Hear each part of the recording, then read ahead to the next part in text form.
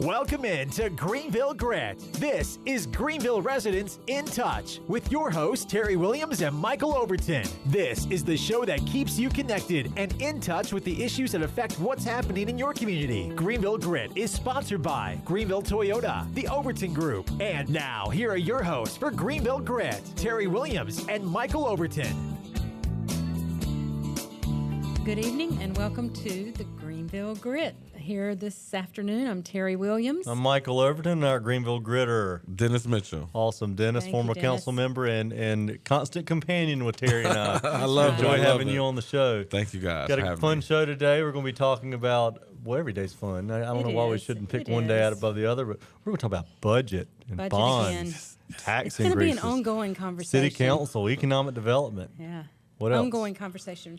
I think for a lot of months to come, off and on, we're going to be discussing it and just trying to find some direction, because right now there just doesn't seem to be a good, clear direction about where the city's going with all of our money. Direction. What did Yeah, I I think that's well, I think it's a really good title. Yeah. Because we've got to know where we're going, and, That's and right. I don't know, Dennis. So I know you're going to agree. Oh, yeah, definitely. I'm all for it. I mean, I keep on saying, this is a different city council people need to be informed about, and I'm glad we have this venue to give it to them. Okay, well, look, before we do that, we are going to take a commercial break. But before we get the commercial break, we have to thank the people who allow the show to be on. I need to thank our newest sponsor, Ribeye Steakhouse on Fire Tower Road. It's also got a location in Williamston. If you haven't had a chance to go to Ribeyes, check them out. Man, I ate there last night. Oh, my it's very goodness. good. Salad bar, Great baby potato, and a salad big bar. old steak. It's Yeah. the way to go. Go check them out, though, on Fire Tower Road in Williamston. Also, the Overton Group, Real Estate Yes. and Property Thank you, Management Michael. Professionals. I thank him every week. Office in Greenville and in New Bern for commercial real estate, property management, residential real estate, and business brokerage. Give us a call at 355-7006 or visit us on the web at ovtgroup.com. And lastly, our strongest supporter since we've started the show has been Greenville Toyota. Craig Ghost and the Greenville Toyota team. If you're looking for a new Toyota or Scion vehicle or a new used car or need servicing on a car, go see Craig Ghost. They're at 321-3000, and you can find them on Memorial Drive across from Fresh Market. Take a quick commercial break. We'll be back in 2 minutes to get into the discussion.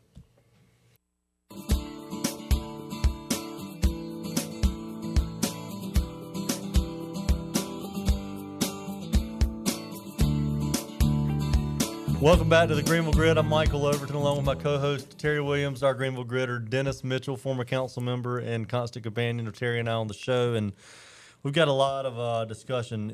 Since we've started the show, we've covered so many things from foreign related to the elections to focus on the council. And, That's right. and Dennis, you brought really quickly before we went there, the one word was direction.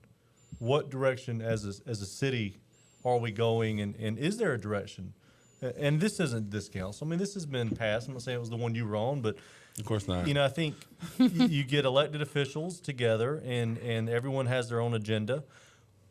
Someone has got to be a leader. Now, is it Alan or Mayor Thomas, or was it Pat Dunn, or is it a previous mayor? But someone, whether it's the mayor or whether it's the at-large or whether it's just one person on that council, has got to step up and give us a direction as a city. Where are we going and who are we? Because right now we're still two Greenvilles. We were a 4-2 vote, which is what was criticized right. last year. Mm-hmm. And I would say we're a 4-2 vote now. Definitely. Switch the other way. We're a divided Greenville. We're not. We shouldn't be a divided Greenville. But the difference is when we were a 4-2 vote with the previous council, we were getting stuff done. With this council in the 4-2, They got stuff done. I'm not. Yeah, they but got a it's 2-cent tax increase push yeah, here, Terry. but I'm saying they're not getting stuff done like we needed to be done. Well, and Michael brings up an excellent point. I mean, even with the election, we're percentage points away from going either way Right. on the city council. And I think we need the city to start being unified.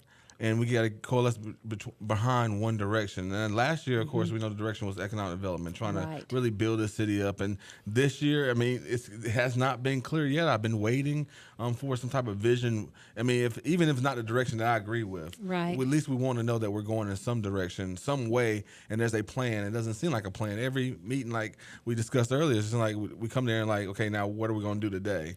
Or what Right. staff wants us to do today? The city council has no plan for the future, and I think that's scary to a lot of citizens. I think so. It is to me. I'm just not seeing.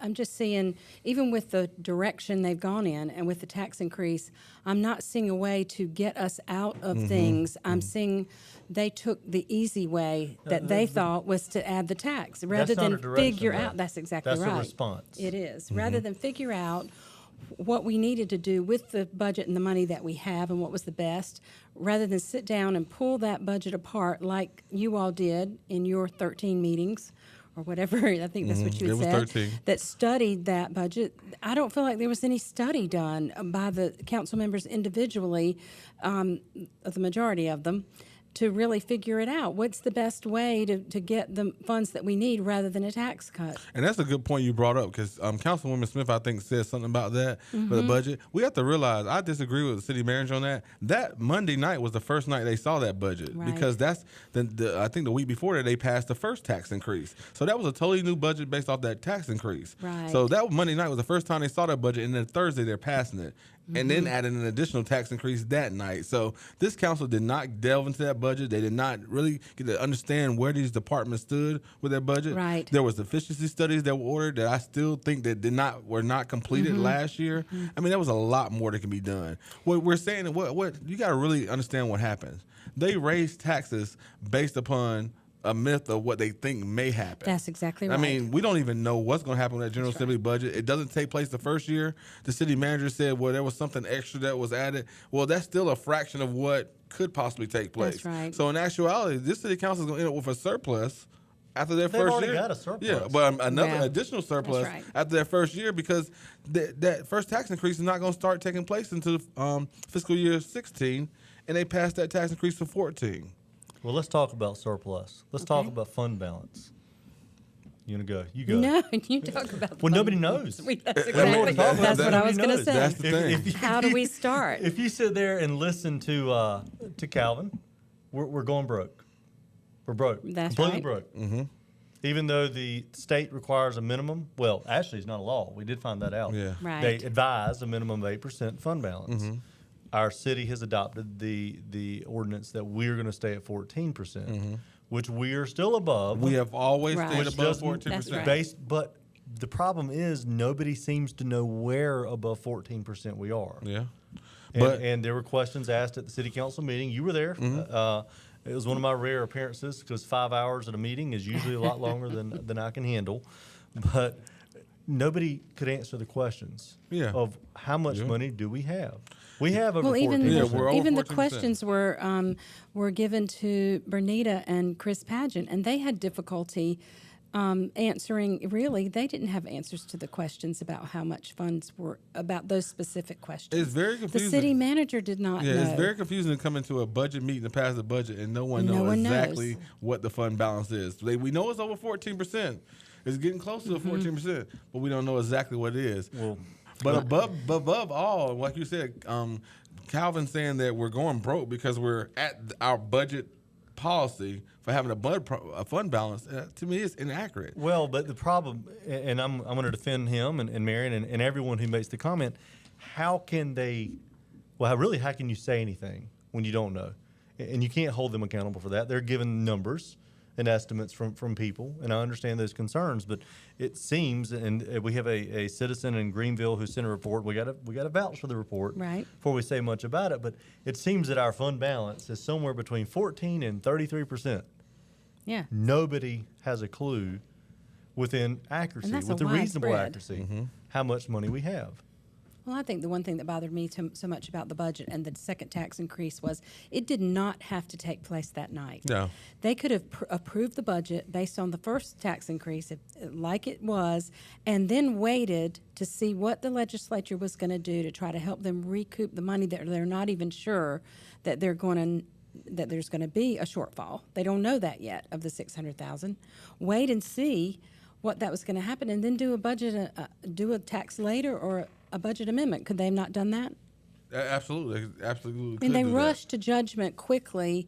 Well, they rushed to the first tax increase. The facilities that's the way they maintenance do. tax I increase, don't understand it. which was in the midst of us discussing possibly doing a bond Right. that would cover, well, we don't want to include facilities maintenance in the bond. It shouldn't be done. Well, Especially get with that. the discussion about the bond, because that would have given a little more positive thoughts going forward about the bond and maybe how to make up that shortfall in the bond for something else, use the funds that are in the Yeah, but the problem fund with that balance 1 for cent something else. facilities maintenance tax increase that they claimed is that money going to be going into a facility maintenance fund? We don't know. Most likely not. Most likely it's going to the general fund. And $600,000 a year doesn't scratch the surface of our maintenance issues. No. And I think that's why they have to be separated. We have some serious Right. maintenance that can be included in capital improvement, and then we have some just routine maintenance that I think that $600,000 should go towards.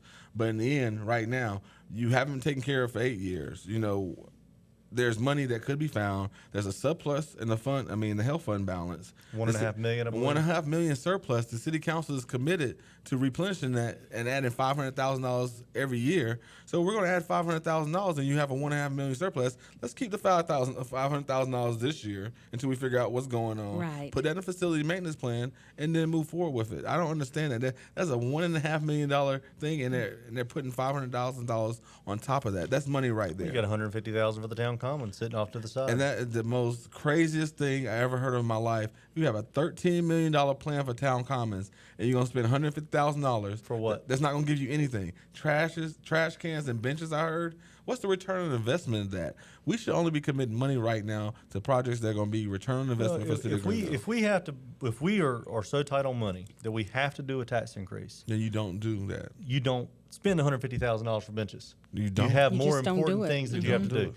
If we're so broke and we don't have the money that we have to do a tax increase, I'm sorry for employees that are listening, but you can't give a 1.5% pay increase. Well, you have to look at what the back against the wall that the city manager has. Why is the $150,000 going towards town commons? It's the makeup of the city council. Certain council Right. members are demanding that, and because they're responsible for her keeping her job, she has to do stuff like Right. that. I mean, if it was a city council of last year, there's no way we'd have had $150,000 up there because she knew nobody would have stood for it. She's going for it now because the Calvin Mercers, the Marion Blackburns, the Rick Smalleys want that. Look at another thing. Right. She froze positions, but out of nowhere, this neighborhood ombudsman position came back.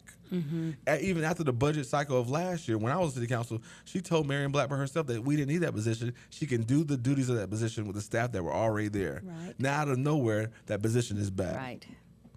So additional hiring. Yeah. And we have a freeze on hiring positions throughout the city, but I know where that position is back. I mean, things like that you have to watch. Certain city council Right. members are dictating the direction of the city, but not portraying it to the citizens. Well, I have to say, when she went through, the city manager went through, and even though whether or not I agreed with going back through some of the departments, she was trying to find the funds instead of raising the taxes. She did the best she could in that circumstances. She made the comment that she'd never had to go back a third time. I have sympathy for her you know. because, but that goes back to where we started the show, direction. Right.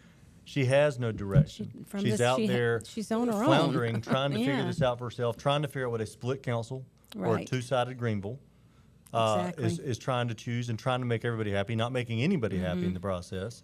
So she's not in an enviable position at all. No. I think she's doing the best that she can under the But circumstances. one thing that was spoken at the city council meeting, Dennis, we harp on economic development every show. Again, that goes back to the direction that you guys had as a council and one I support in trying to bring jobs for Greenville. Right. But there was an error and said that the economic development budget she thought was increased, and that is based on the budget Yeah, is wrong. It's not true. So we want jobs for Greenville, yet economic development was cut $35,000. And this is something that I really don't understand. In order to pass the Economic Development Office, we had to create an Office of Economic Development without increasing any funding to the department by creating it. So we reorganized some things under community development. And even doing that, you had the 150 jobs that are coming with the DNA lab, the 50 jobs that were expanded with a one source communication. And then the Office of Economic Development just announced another 22 jobs for a flavoring. Yeah. thing. Right. So E-cigarette flavoring. this Office of Economic Development, bare bones, is bringing jobs to Right. Greenville, is increasing our tax base. The Pays for logical itself. thing is to help increase their funding, Right. invest in Office of Economic Development to do more on a faster Well- rate. And the city council does not get that. Not one dime, not one discussion of economic development. I would have increased the economic development's budget, gave them what they need to succeed, Right. and help grow the city out of the situation. And then they could have sat back and see what's going to happen in the next 12 months before they did the second tax increase. All that stuff, see what businesses were planning to come. What all could that Carl's stuff department do has with been it? done in less than 2 years. Right. All that stuff has been done in less than 2 years. That's extraordinary. And why this council didn't invest in economic development, I do not understand. It's hard to invest if you don't understand. That's really harsh, and I don't mean that as a slight. But if you've not been in a position of leadership or running or growing things, and you don't have that experience, how can you expect anyone, to be fair, to be able to do that? That's why, as a voter, it is so important that you, well, first of all, vote, but second of all, put the people in there who have the experience and Right. ability to go out there and lead and grow and understand business and understand what it takes. Sometimes business people are given a bad name, and rightfully so for some. But a lot of times, the reason they're successful is they understand what it takes to grow. Right. And that's what our town needs. I mean, we are in eastern North Carolina, one of the most rural places probably on the East Coast. We have to fight for every job and everything that we do here. And if you don't have a focus or a direction or a single Greenville, and I'm going to preach on that for the next year, one Greenville. Right. If you don't have that, you're not going to grow. You're going to flounder. And you hope that Wilmington and Jacksonville and New Bern and the other communities around us don't take jobs from us because we don't know which way we want to go. Yeah, That's all, right. All the communities are doing stuff out there. I mean, you have Kinston, who wants to challenge us as being the hub in the East. All these different communities out there want our throne. New Bern, Wilmington, right. you list them. And it's important that we solidify that now, because we're going to be fighting all of them for jobs in this area. And we have to focus on economic development. But there is one more thing I want to talk about. I know we're all over the place, but there's so much stuff. Fun. It's This just is so why much to talk about. And I'm pretty sure a lot of people in the community have gotten Councilmember Calvin Mercer's emails. And, of course, my condolences to him and his family. I think his wife lost her a father this week. Sorry about that. He had to leave the meeting early. A lot of people saw that. But I think a lot of people are getting his emails trying to explain the tax increase. And the reason why they had to do it is because of the dire situation the city was in. Right. And the last city council spent down the fund balance, and we already talked about that. It's important for people to know that the city council, the city of Greenville, is not in a financial crisis. Right. We're able to fund our day-to-day operations fine without a tax increase. What happened, what this city council did was pass a tax increase to fund some maintenance issues that councils over the number of years, 5, 10 years, did not address, with the exception of my council that last year, that we started spending down our extra money that we had in the bank for roads and infrastructure. Right. But over the years, council has not addressed maintenance issues. So this council passed the tax increase for those maintenance issues. Not because they couldn't fund the day-to-day operations, not because, I mean, they needed this and that. Right. I mean, they were able to pass this budget, give employees raises without raising taxes, but they chose to increase taxes for that facility maintenance issue. Right. They chose to increase taxes again for a problem that we don't even know is a problem yet, that we have time to wait to look at it. We pass budgets for a 2-year cycle, but by law we have to do it every year. So Right. in a year, It could have been reviewed in a in a year year. they're going to have to review it anyway. Right. But Dennis, that's where you get me wound up, man. When you when we hear a tax increase for facilities maintenance, I want proof that 1 cent tax increase is going to be going into a facility maintenance fund. It's not. No. Well, you It is a can't- tax increase to the general fund. Yeah. You hope that there's some organization to have this applied to facilities maintenance, but it's not. But I think that's a good tie-in to a bond discussion. We only have 4 or 5 minutes to talk about it, but the bond, I think you and I both are on Dennis. Dennis you is too. Yeah. So Yes. all 3 of us are on the committee. I think we all in general support the idea of doing a bond different ways. Everyone will have their own opinions to do that, but it's not gotten off to a good start. No, There's a that's lot the of part people that really naysaying bothers it. me. I just wish that everybody would sit back and take a breath a little bit. The committee hasn't even had the first meeting to even discuss what the possibilities might be, and there's already a big negative about it will never pass, it will never pass. Well, People are saying it because because of hastily passed tax increases. That's right. I think they're afraid. What is it gonna be about? And I think that's gonna be really important to the committee to be really specific when we start talking about the different areas that the bond's gonna cover and exactly what's gonna be spent and used with the money. I think that's going to be important to the public and my before they'll vote for it. And my thing, when I go back to the economic development discussion, that has never even been talked about being included in the bond package. I'm going to bring that up. I Right. know you guys are going to I've probably got some bring it up as areas. well. I've got some Absolutely. areas believe in too. that. But we've also, I mean, and we still don't have the Dickinson study back. We don't have the That's right. Target Lazy plan. I get goosebumps. Have we thinking even about got those the things. street study back yet? Have No, we received haven't that? got that back yet. So there's all these studies out there that we haven't even talked about. I'm going to be looking at things that, for one, things the city needs, the roads that we all know we need roads, but also some things that return on investment. Some Right. things that we can plant seeds that are going to cause jobs to come here, Mm-hmm. that are going to cause Increase developers, the tax base, base. developers to build more houses, and Right. things like that. Those things I'm going to look for in the Well, bond. I think too, one thing that has really bothered me in the street roads part of the bond was no mention of finishing the West Greenville Gateway. And that is really, the streetscapes. That is really important because look at what, you leave that hospital medical area coming straight to our uptown, and it's a project that we've started. The next phase is ready to go if we just have the funding, but that needs to be completed. That is a specific straight way from the medical area to our uptown that needs to be finished. It's just such an important part of, and I believe that will bring us continued development Yeah, I agree. in the West Greenville area. agree. I mean, we already have some, development that started over there. We Well, Barbara made started the a perfect point. When you wonderful come from thing. that airport, what Yeah. do you see going into our downtown? And it needs It's to have horrible. that presentable, strong look that people will say, this is a beautiful town. That's right. I mean, So I first think, impressions mean a lot. That's right.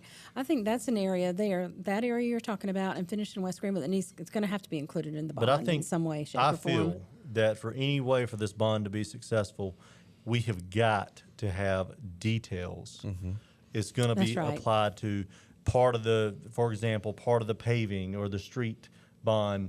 It'll have Arlington Boulevard from this section to this section will be repaved by this date. Right. We need to give specifics where, when, and when it's going to be complete. That's right. Not, we're going to pass a road bond, you guys pass it, and sometime in the next 15 years we'll get to it. Oh, no. Right. No, Absolutely no. not. No, because I think this is going to be, fortunately, probably the beginning of our bond program. I believe we're going to have to Absolutely. start a bond program. The cities who are successful and who are building and who are growing economically are passing bonds more often. They're smaller for certain specific things. The public's going And along we already with it. know as Greenville, our debt is Yeah. is actually Well, we're some seeing people say too low. results in Asheville. We're seeing results in Charlotte. Some of the bigger, that's our competition. We want to pull these people from, jobs from that part of the state to our part of the state.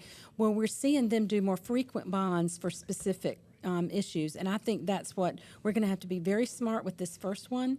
And then I think we're going to have to say, okay, this is our first bond plan, but then we've got to look down the road for the 4 years from now, Absolutely. 6 years from now. We may have to pop in some more smaller bonds. And if they see the results fast enough, then I think they'll go for that. And I don't know any other way we're going to get the work done. Well, we are going to have to go to our second commercial break. We're to come in and wrap up today's Greenville Grill. We'll be back in 2 minutes.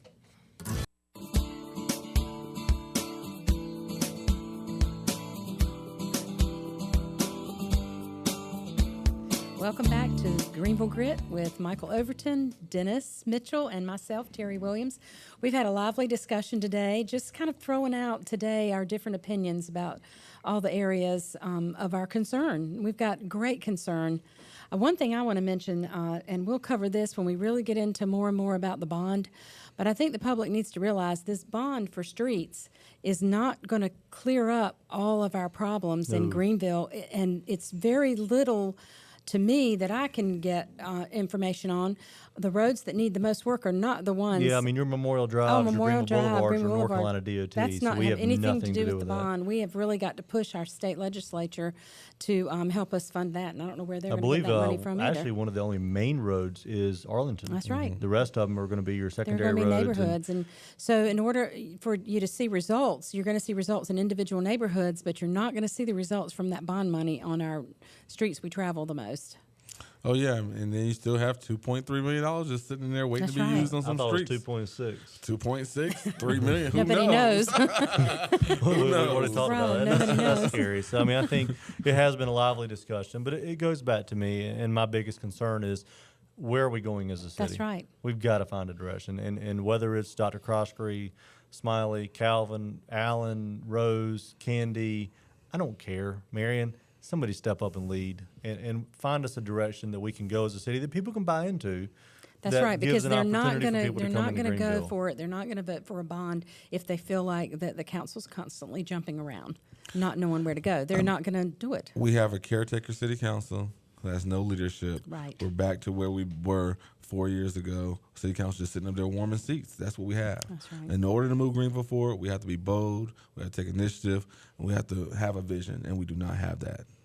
Well, that's going to be the biggest challenge and you know, we'll do our part in providing as much vision as we can, but Much we're not. information And as it we is can. easy for us to criticize. We're not behind those seats. Right. But you have had that experience to do that. But that's the biggest challenge I push out is find your vision, stick to it, grow the city. What is our mission as a city? Where are we going to go from here? And how do we Exactly. grow this town? What else? I know you got a grip.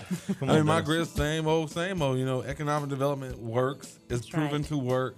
Get back to economic development. Invest in economic development. Make Greenville grow to what its potential can be, and we will be the shining star of the East. And I'm ready to get there. Well, thank That's you right. for joining in on our show tonight. Be sure to catch us back Cable 7 on Friday at 6:30 and Saturday 9:30. Thank you again for Greenville Toyota, the Overton Group, and Ribeye Steakhouse.